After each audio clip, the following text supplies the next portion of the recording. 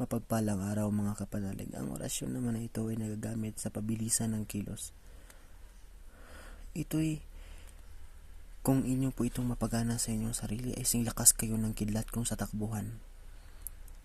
At kung meron kayong tinatakbuhan ng mga taong may masama sa inyong balak, pwede nyo po itong gamitin. Ang pamamaraan ng paggamit nito ay magdasal lang kayo ng isang Ama namin at dasalin ito ng 3 ulit at iihib sa inyong dibdib hanggang sa inyong mapagana ito.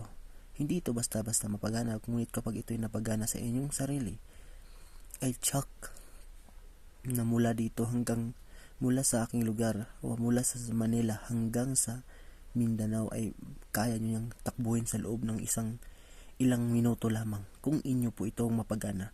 Ngunit napakahirap po nito paganahin sapagkat ang orasyon ito'y buhay na buhay. Maraming salamat po sa lahat ng sumubaybay sa ating maliit na YouTube channel and thank you. Good day at magandang araw sa inyong lahat mga kapanalig. Ito po ang inyong Maestro Ang na nagbabahagi ng mga orasyon. Magandang araw po.